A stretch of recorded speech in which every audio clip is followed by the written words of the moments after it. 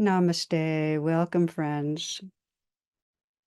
There's a cartoon I like where you have a patient on the couch, and the dog is, of course, a psychologist. And the dog saying, "My therapy is quite simple. I wag my tail and lick your face until you feel good about yourself again." And I share it. Many of you know I have a new puppy, and I'm amazed at how much the affection from this furry little creature can lift my spirits. She really likes me. So the cartoon also shines a light, really, that all of us, we have a lifelong need to feel loved, to have the world mirror back to us that we're valuable, that we're lovable. And we also have a deep conditioning, and this is what's important, not to let in love.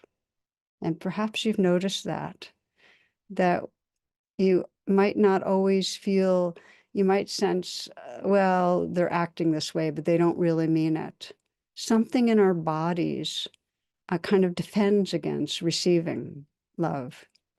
And, for me, it's much easier with my puppy than with humans. So I'm imagining others feel the same. Letting in love's not so easy. I think it's interesting and really important to examine how often we're living in a sense of self that doesn't feel worthy, valued, or lovable. If we don't examine it, we can't wake up from that trance. I started investigating and teaching and writing about this 50 years ago, and still in mentoring, supporting people, it's the root suffering, not feeling lovable, feeling separate.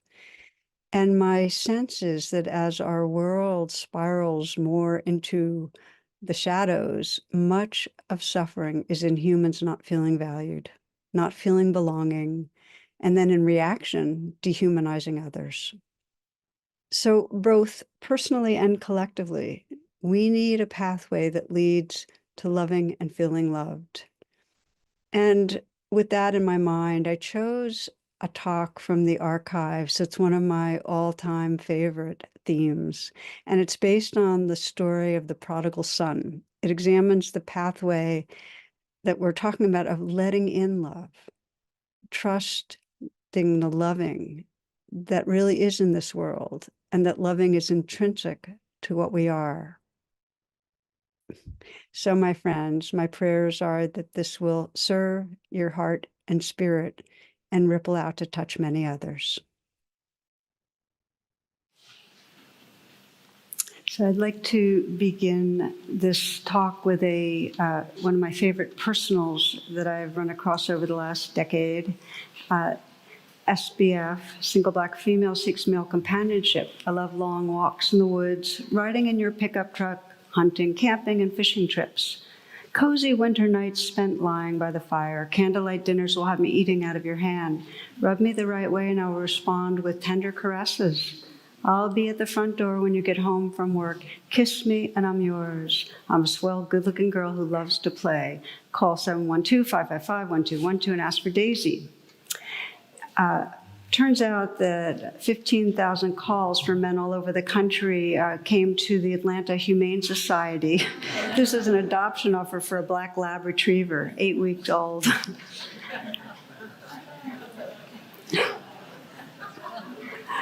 Now, the reason I like it so much is we live in such projections about you can see it totally with the personals, like who we imagine somebody's going to be, but we do it through our lives.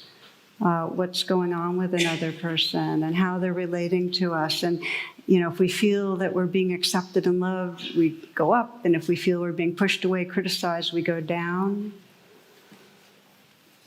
I was teaching a weekend or so ago at Omega and had a chance to connect with different people, and the most intense emotions always circle around the level of connectedness in relationship. And when there's strong bonding or connection, there's a sense of this open-heartedness, whether it's with a romantic partner or with a friend or with the group that gathered, which was very beautiful. And when there's a divorce, when there's a real distancing from a child or from a parent, just the grip of the pain, we go up and down, and it's so biochemical. Our DNA wants to belong. We are deeply, deeply oriented around feeling connectedness, feeling lovable, and feeling worthy. It really matters. And we can see it with the circuitry of the brain, how when we have a sense of that, all the reward circuitry lights up, dopamine and other chemicals, surge through our system.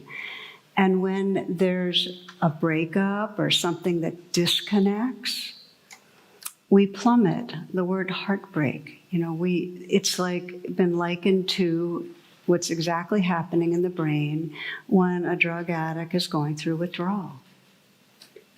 So you can sense our evolutionary setup, which is to really do whatever we can to find belonging or to protect ourselves from being pushed away.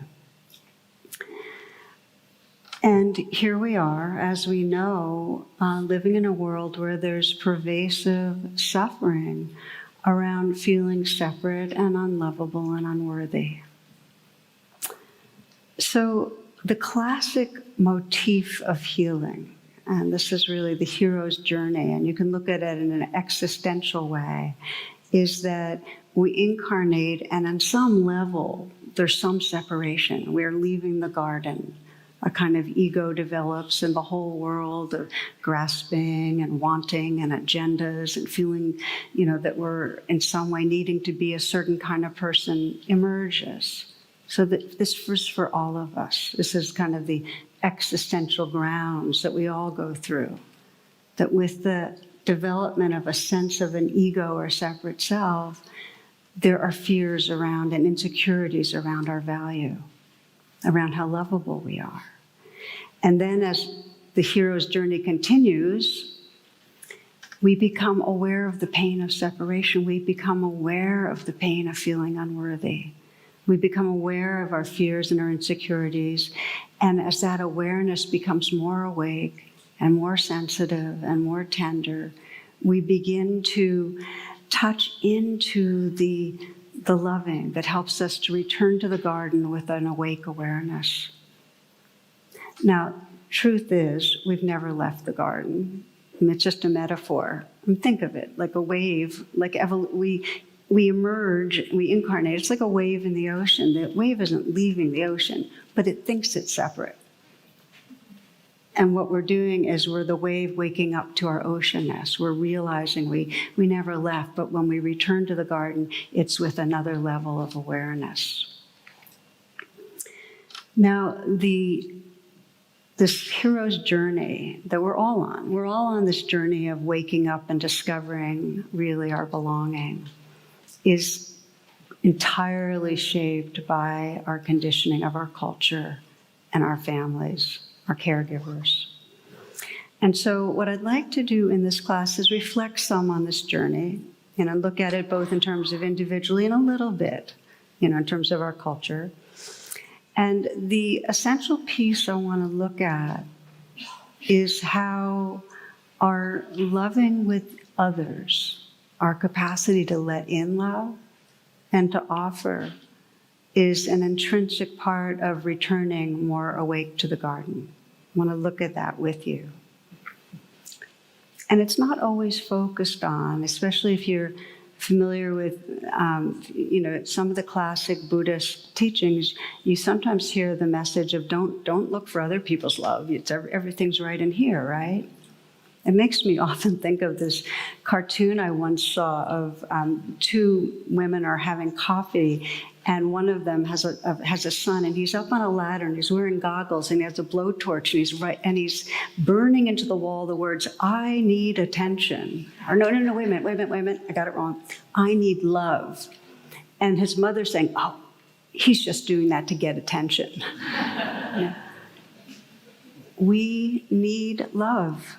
In fact, one of the basic refuges for coming home to who we are is in the relational web, in feeling that connectedness with each other.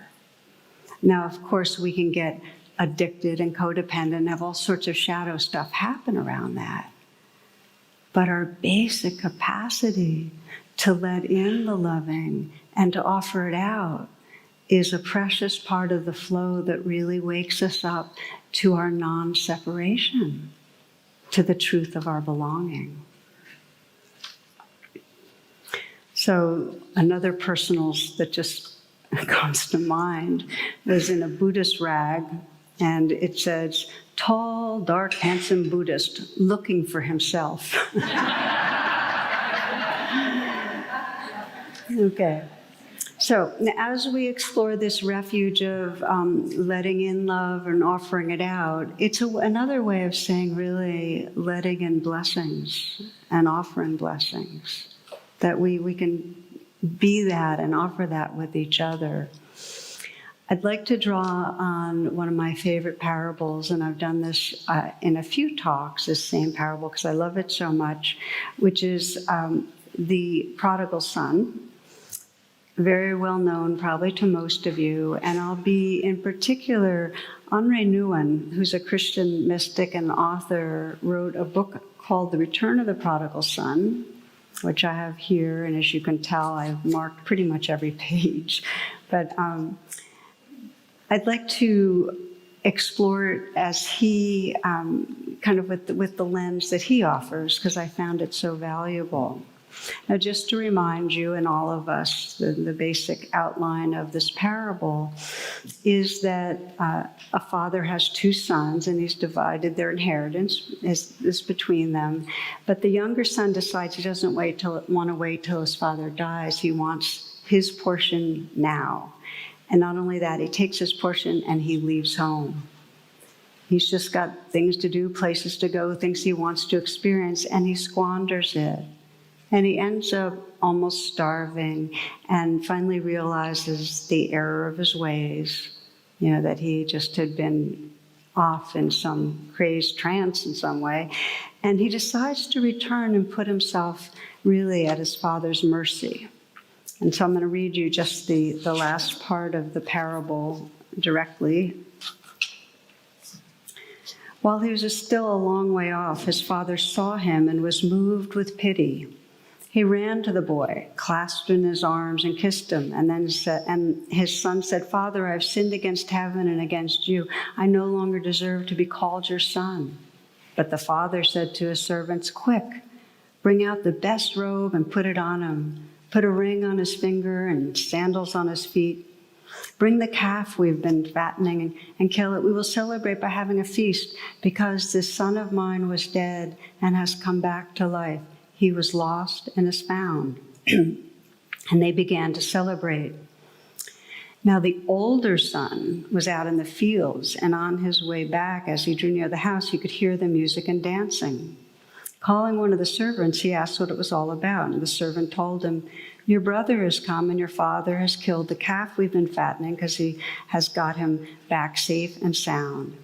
He was angry then and refused to go in, and his father came out and began to urge him to come in. But he retorted to his father, "All these years I have slaved for you and never once disobeyed any orders of yours. Yet you never offered me so much as a kid for me to celebrate with my friends. But for this son of yours, when he comes back after swallowing up your property, he and his loose women, you kill the calf we've been fattening." The father said, "My son, you are with me always, and all I have is yours. But it is only right we should celebrate and rejoice, because your brother here was dead and has come to life. He was lost and is found." Okay, so that's the parable. Now, in 1983, Henri Nouwen encountered Rembrandt's very famous rendering of this, and he was struck in that picture by the positioning of the figures and the expression of compassion. The father's offering his loving blessing to his son. And it was actually considered as one of Rembrandt's greatest works, a real spiritual kind of transmission in it. And so Henri Nouwen describes his own longing to be received in just that way, to have some loving presence receive him and offer blessings. And when I look at the image on the book, and I'll leave it out for those of you that want to look at it, it's incredibly moving. It touches something, again, it's kind of archetypal place, I think, in all of us that just yearns to be received by some larger, all-loving presence.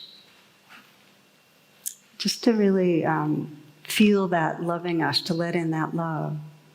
So as the story goes in this book, in The Return of Prodigal Son, the way Nouwen describes his own journey, over 10 years, he kept going back and looking at the picture over and over and finding more and more meaning in it. And it really revealed for him a lot about his own life.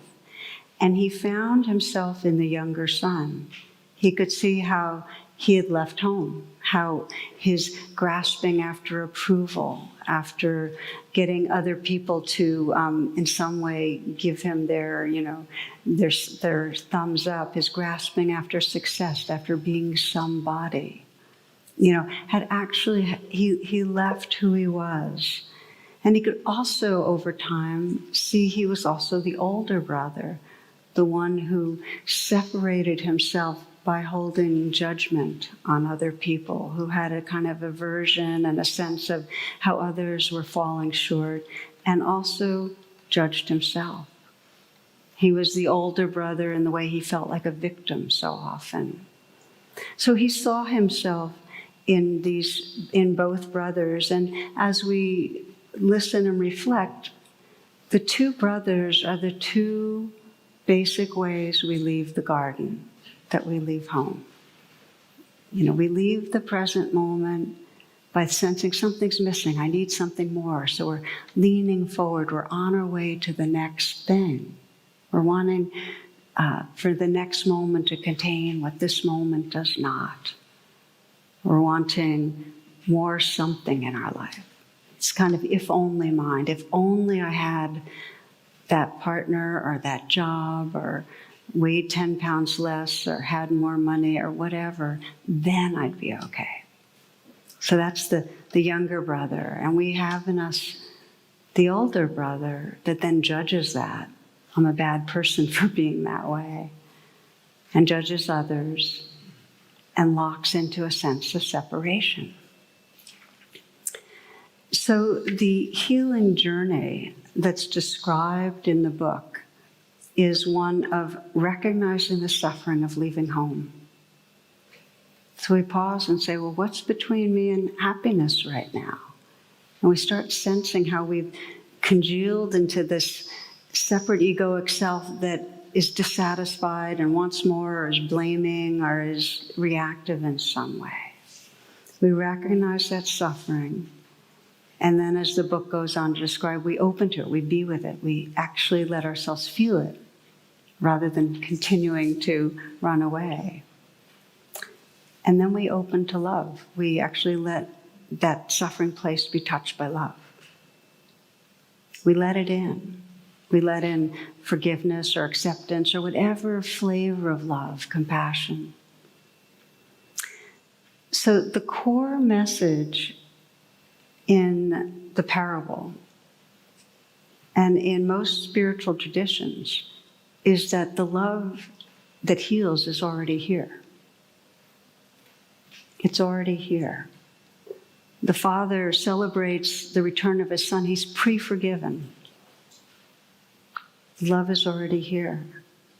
And you can see it in the picture when you look close. One of the things I found most interesting is that in the picture you'll see the left hand, he has his hands on his son's shoulders, and the left hand, it's a masculine hand. You can see by the fingers, it's affirming and it's blessing, and it's like saying, I see you. So it's an affirmation. And the right hand is very feminine, and it's very caressing and comforting. It's just pure loving. So you can see love is already here in the way the Father's blessing his younger son and in his words to the elder son. His words so simple. You are always with me. You are with me always. All that I have is yours.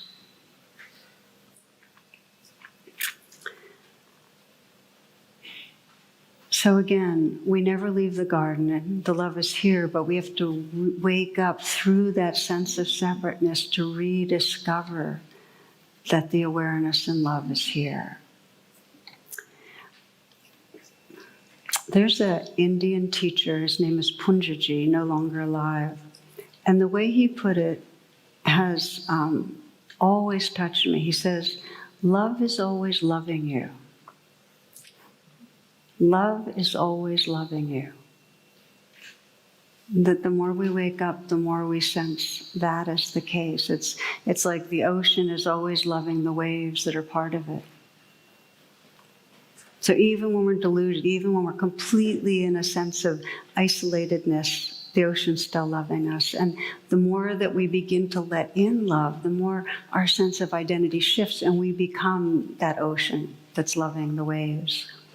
And so it is in this parable that as Henri Nouwen describes it, the more he opened to the younger son and the older son with presence and with letting in love, letting in forgiveness, the more he became the father. He realized that he was that loving presence that was holding the different elements in his own being. Does that resonate for you, that shift, that journey? Okay. Let me then focus on this. How come the emphasis on letting in love? Most of the time we don't talk about it so much. Most of the time we talk about, offering our love to others, to ourselves. We don't talk about letting in. And yet, when I explore with people places of suffering, we start getting to that recognition of how difficult it is. About 10 years ago, Harville Hendricks, who many of you know of as one of the most well-known couples therapists in the world, and his wife, also a well-known couples therapist, Helen Hunt, they write books together on self-help, and they train couples and so on. Their own relationship was crumbling about 10 years ago. And as it turned out, Harville realized he couldn't really trust or believe that Helen loved him. So the very core of the trouble was that he really didn't trust he was loved or lovable. So let me ask you to reflect for a moment for yourself. So we're going to start to ground this in your experience.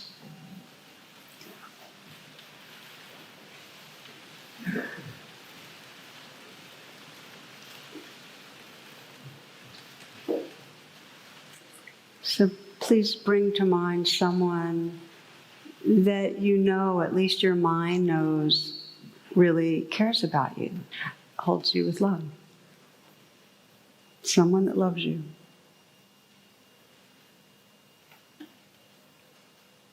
And it's fine if the person's not alive. Because we can feel love regardless. We can feel it if a person's not in the same room and if they're not any longer in their bodies. Someone that you know loves you. A sense, if you can really let that loving in. If there's a felt sense in your body, in your heart, an embodied knowing of that loving.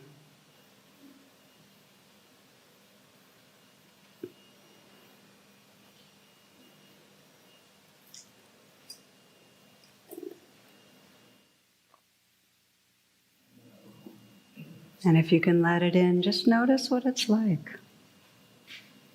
and train to that sense of letting in love. Let it fill you. Just be that loving.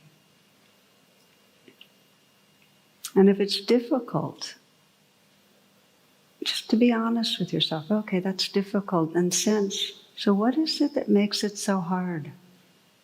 Bring your attention to it. What makes it hard to let it in?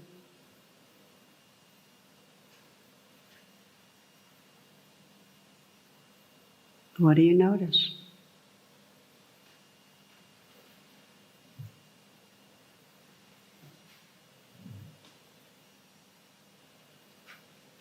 It's fine if you'd like to keep your eyes closed or if you'd like to open your eyes. What I've noticed in my own life and working with others is we accept the love we think we deserve. In other words, to open to love, we first have to confront the places in us that feel unworthy or ashamed. And we're armored because we don't trust that we're really lovable.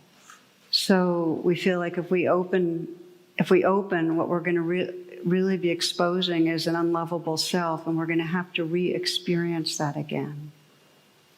So we're protecting ourselves against the bad news in a way. We armor with a physical tightness. Some of you might have noticed with letting in, there's just a block, or sometimes it's a numbness, or sometimes it's just all we can do is stay mental because we're not at home in our bodies. It just does not feel safe enough.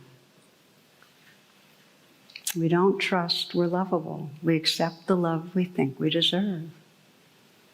So a key dimension in homecoming and coming back to the garden for each of us really is to begin to recognize the protective layering and pause and be with that and sense, what does that place need, and bring our attention there. But I want to pause here and say, if you found you couldn't let in love, it's not like you're being resistant or stubborn. It's like it's not your fault. It's really a product of our conditioning. If we come if we're brought up from caregivers that were completely unattuned, or let's say even abusive, we're going to be armored because there's going to be a deep message in our nervous system saying, good stuff is not coming my way, or something's really wrong with me and I don't deserve good stuff, and we're going to be protecting ourselves. If we're brought up in a culture that sends us the message that something's wrong with us, we're going to be armored. We're not going to have that porousness and receptivity when love does show up. Love can be always loving us, but if our caregiving and our culture are sending other types of messages, we're going to have a block that needs attention. Does that make sense? Okay. So we're going to look at two questions now for the second half of this exploration. And one is, when we've left home, and we all leave home some due to our different levels of conditioning, what helps us discover that love is always loving us? What helps us to become more porous? And then the second question is, how do we help each other? Because, again, we're not waking up alone. We're waking up together.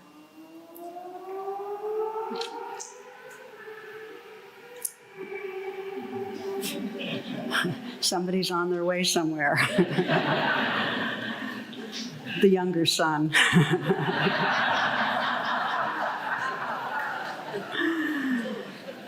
Okay. All right, so the pathway to discovering love is always loving us. We often talk in the Buddhist tradition of the two wings of awareness. The first, see what's happening, and the second is soften and open our hearts to it. So we're talking about really seeing what's happening and how to soften our hearts in a way that really allows us to relax back. And I'd like to share with you an example of how that happens. A note that one person wrote to me from the Omega workshop. And she described how some months back she landed in a place of really deep darkness, a kind of a struggle she couldn't see her way out of, and it was pretty much tormenting her. And she was listening to podcasts daily, these mindfulness podcasts, and trying to practice, but she felt really, really stuck. But then she described one particular time where she started sobbing in one afternoon. She just didn't know how she could go on suffering much longer. But instead of trying to stop the suffering, something in her just said, be with it. So she said, I stayed with it. And after a while, I realized that I was afraid, and that underneath the fear was the belief that I was unlovable. My biggest story. So I asked that part of myself, the part that felt unlovable, what do you need? And I put my hand on my heart and breathed in, may I feel safe. And I breathed out, may I feel loved. And as I did this, I remembered the people who were with me in the darkness. You, a few friends encouraging me, my daughter kept me company. I could envision and feel you all surrounding me. And then I widened the circle to include a few more trusted people, and then a few more until the circle widened all the way out to my spiritual teachers, including the Dalai Lama and Thich Nhat Hanh, Rumi, and the Buddha, all encircling me, holding me. And then something truly magical happened. I realized that I had been with me in this darkness, doing things all along to care for myself, going for walks, listening to the podcasts, reaching out for help. And that's when I connected with the loving presence inside me that's always been loving me. That's when I connected with the loving presence inside me that's always been loving me. At that moment, the light came. I felt immediate relief. And I noticed that the words to my breathing had spontaneously shifted to, you are safe, you are loved.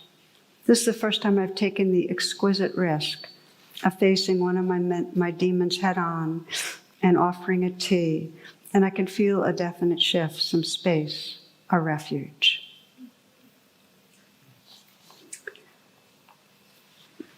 So just a couple of comments, because there's a few pieces to this that are really the practice that we're exploring together.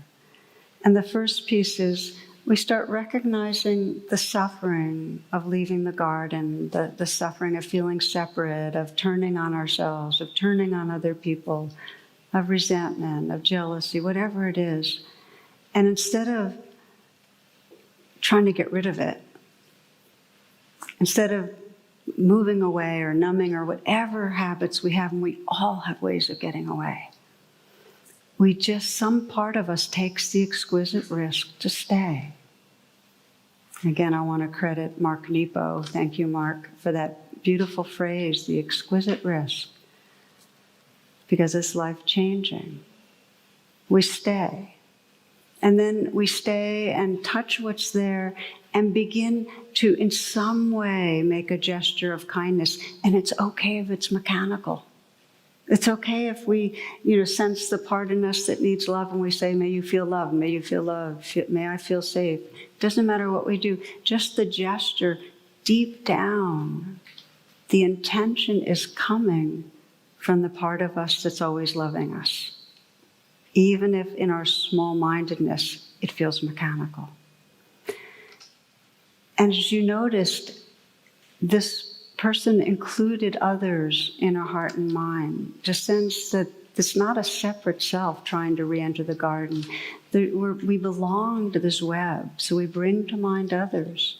We sense them holding us, that we sense them with us. And then it's in that enlarged sense of belonging that we begin to say, oh, the love has always been here. I just wasn't seeing it.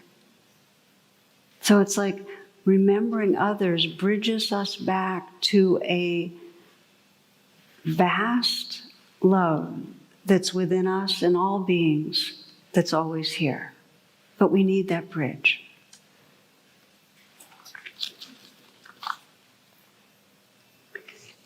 A couple of things I've found that I want to add to this, that sometimes we bring to mind other people, but we still don't feel really held by them. It's still that armoring. it helps to be intentional about letting love in. And by that I mean, pray for it. Pray to feel loved. Sometimes what I'll do, and I've done this when I felt really, really stuck, really caught, is just simply feel that longing and just say, please love me. You can try that. You can close your eyes and mentally whisper, please love me. And there's something in that universal call that softens our hearts. And when we have tears, when we really have a longing to feel love, the tears will really melt the armor. Just to know about that, to kind of be tracking for that. Hey, this matters to me. I want to feel loved. And to then nourish that longing. It's not a grasping, it's a longing, and your body will know the difference. Because people often ask me, well, isn't the longing for love another attachment? It can be if it fixates on a certain person in a certain way. But if you trace it back, the longing is a yearning to belong. And it's very tender and very open-handed and very porous. And when you get in touch with that longing, it actually makes it possible to receive. Rumi writes, I've been knocking on a door. It opens. I've been knocking from the inside. Okay? So we're longing, and where's the longing come from? It comes from a universal and timeless love that's always and already here. It was just forgotten. So love is always loving us.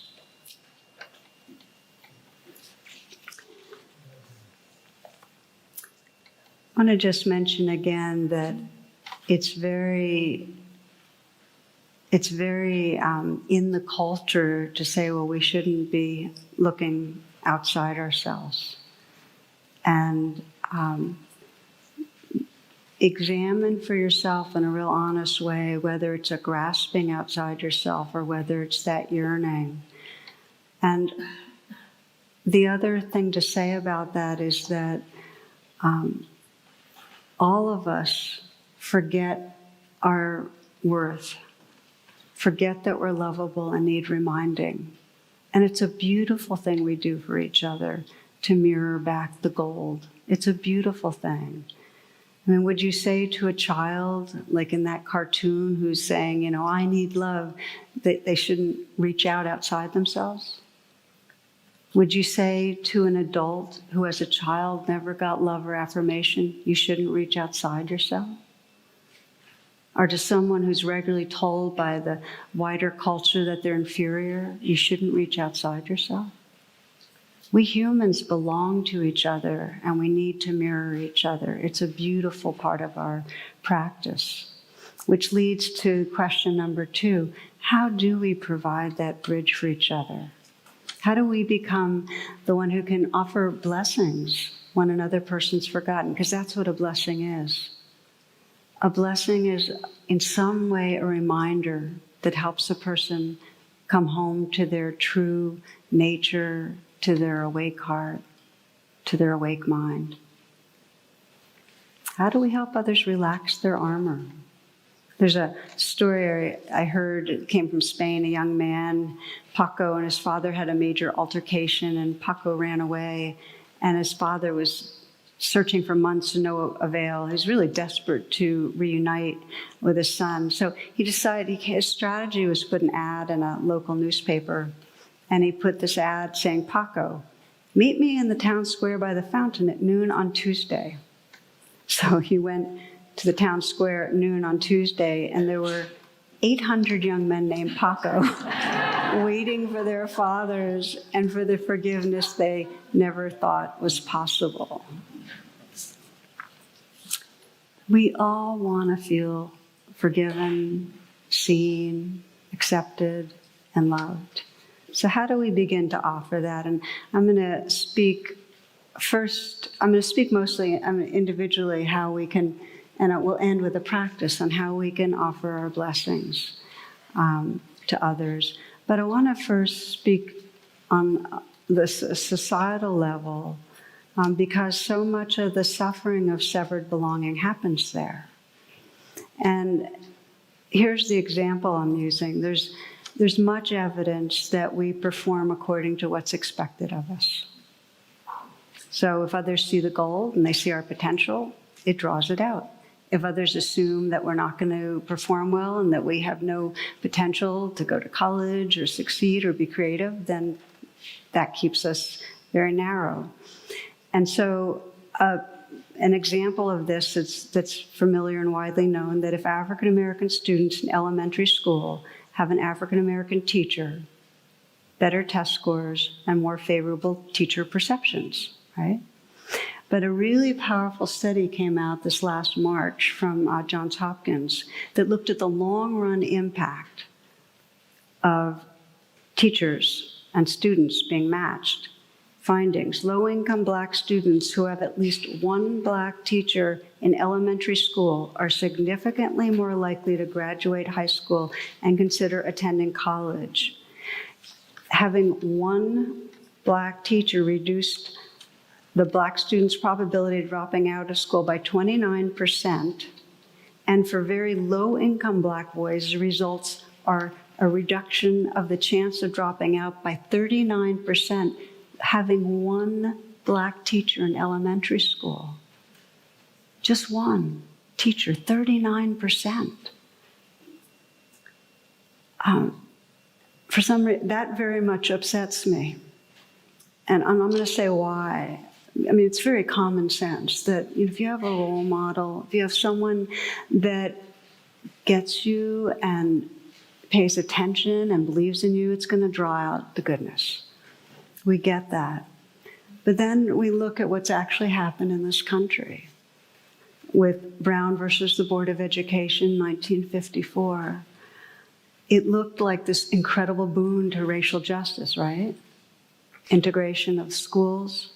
Well, what happened actually was African American kids were integrated into white schools, and within 10 years, half of all African American teachers lost their jobs.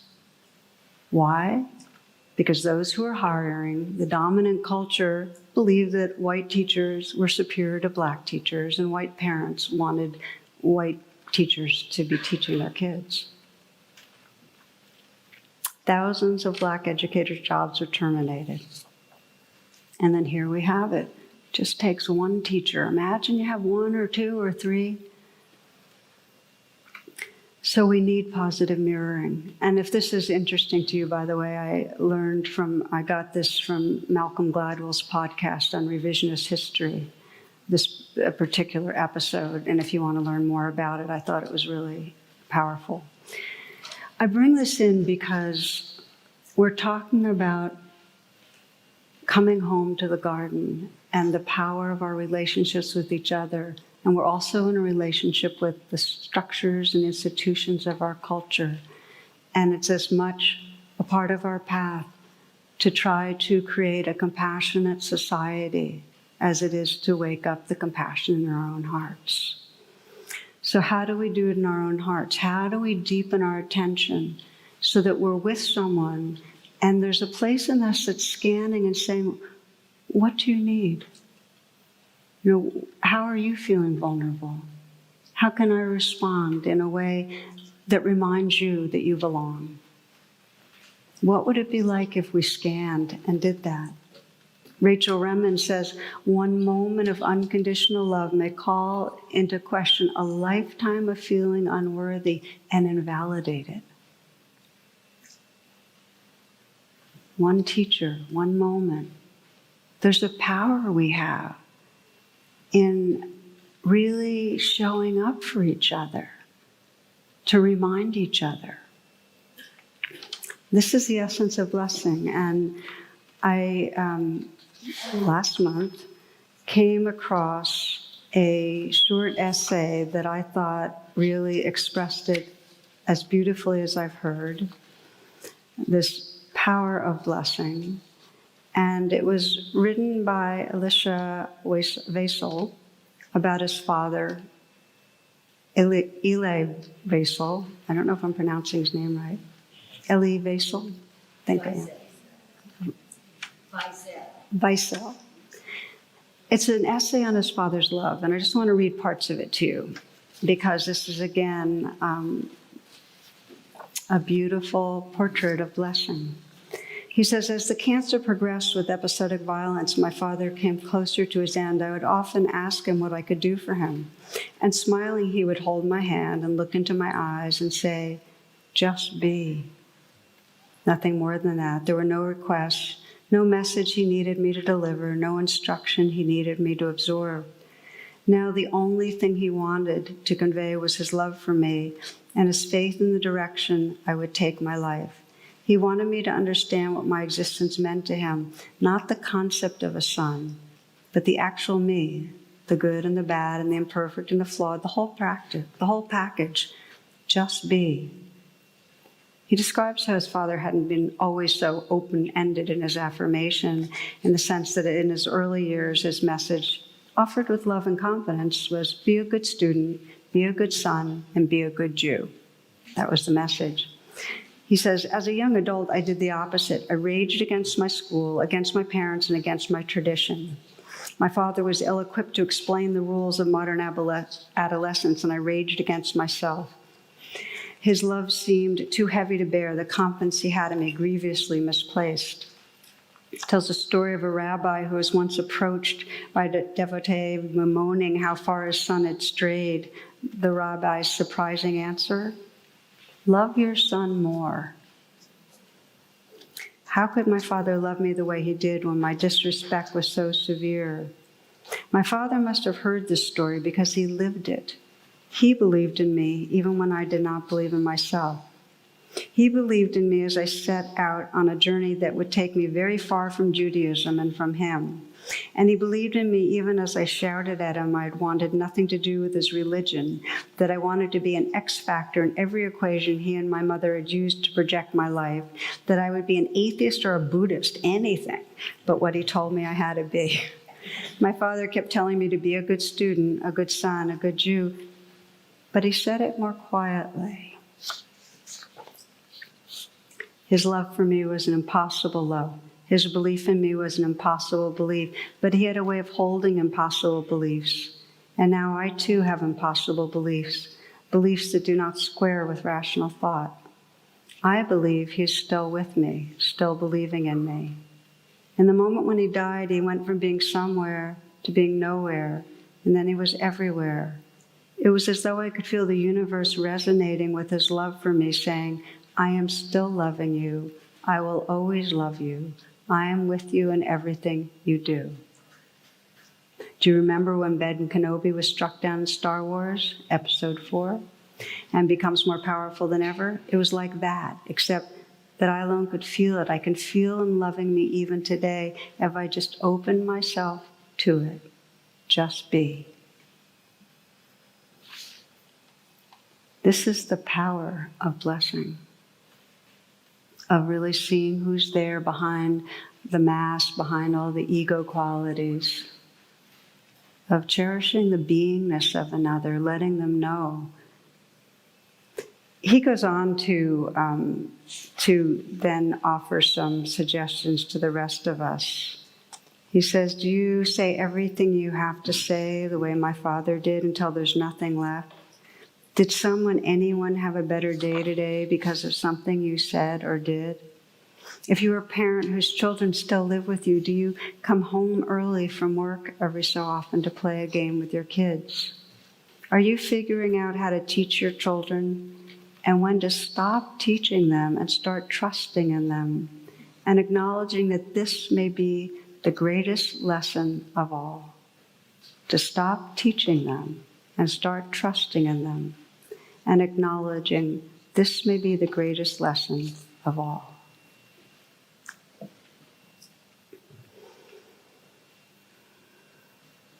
So we're really just reflecting together on the way back to the garden and the practices of presence, of recognizing what takes us away, of bringing as much kindness as we can, and sensing the possibility of letting in the love that's always loving us in a very active yet receptive way. like to close with a meditation that explores this together.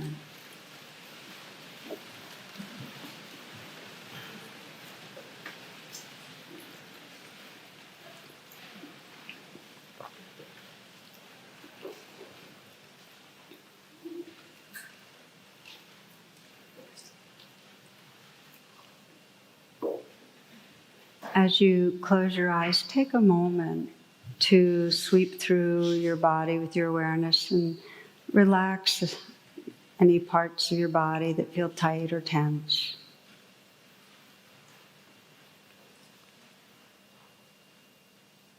Take a few full breaths.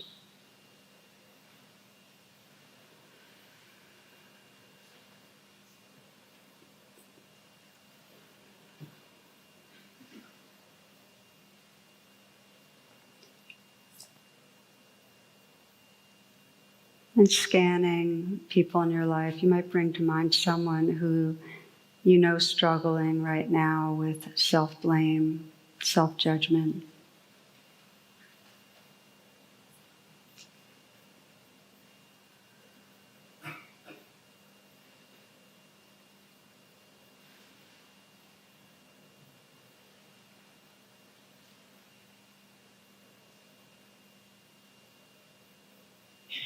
And sense that you can pause and just bring a full attention to this person, imagining and feeling and sensing what's going on for them.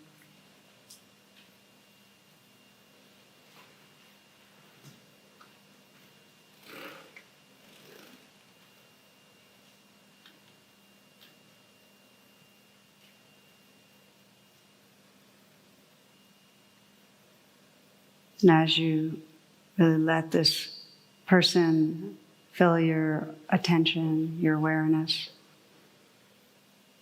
both the challenge that they're facing and also sense the inherent goodness, the beingness of this person, the place in them that is really awareness, tenderness, sensitivity, love.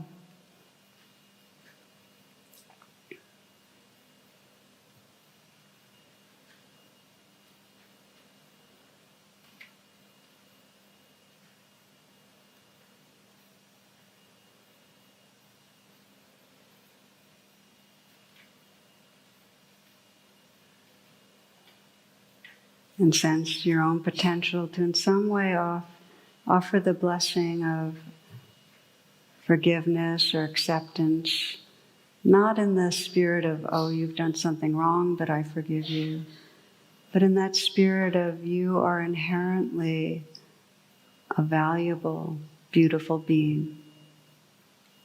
Trust that. Trust in the love that's here. And sense that you can hold this person in your heart and send that message to them. You might even imagine putting your hand on their shoulder, on their cheek.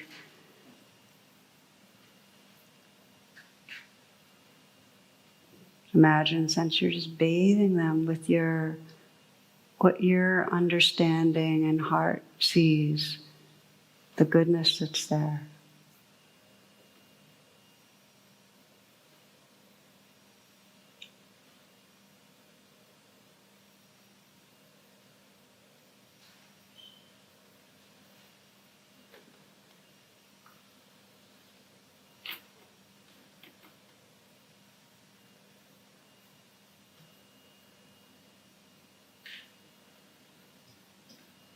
Send whatever message and words and touch might help to heal the part of them that is at war with themselves.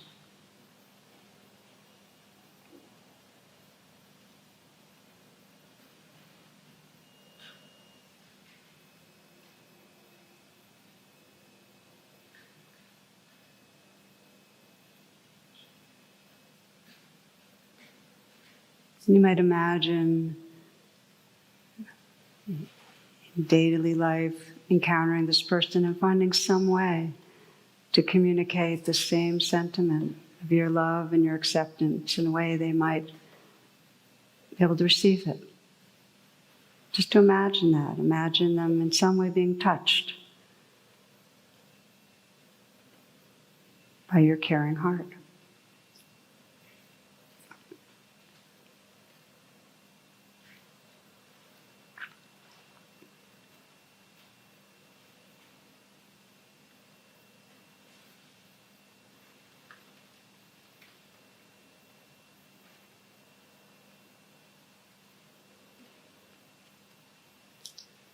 And taking a few moments to scan and sense if there's any place in you right now that's feeling unacceptable or unforgivable, any place where you've turned on yourself.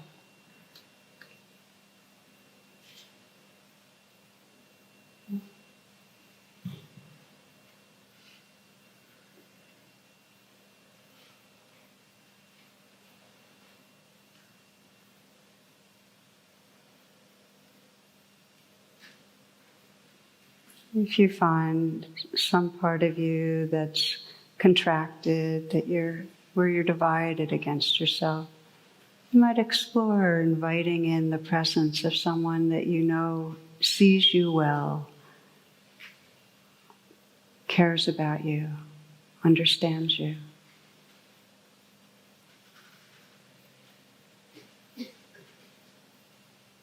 Just imagine and sense their forgiveness, acceptance, care washing through you.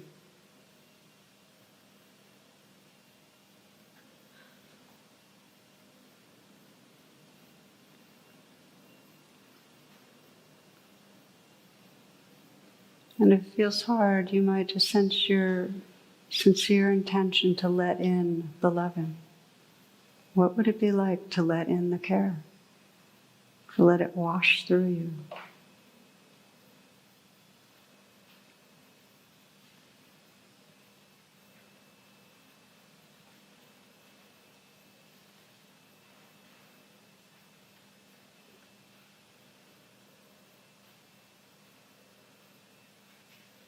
To let it be something that can bathe and relax the armoring.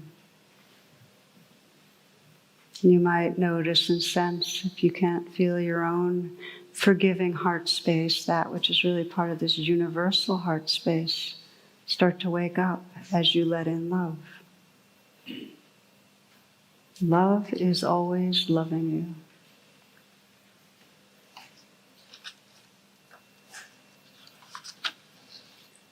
We close with a poem called To My Mother by Wendell Berry. I was your rebellious son, do you remember? Sometimes I wonder if you do remember, so complete has your forgiveness been. So complete has your forgiveness been, I wonder sometimes if it did not precede my wrong, and I erred, safe found within your love, prepared ahead of me the way home, or my bed at night, so that almost I should forgive you, who perhaps foresaw the worst that I might do, and forgave before I could act, causing me to smile now looking back, to see how paltry was my worst, compared to your forgiveness of it, already given. And this then is the vision of that heaven of which we have heard, where those who love each other have forgiven each other, where for that the leaves are green, the light a music in the air, and all is unentangled, and all is undismayed. And this then is the vision of that heaven of which we have heard, where those who love each other have forgiven each other, where for that the leaves are green, the light a music in the air, and all is unentangled, and all is undismayed.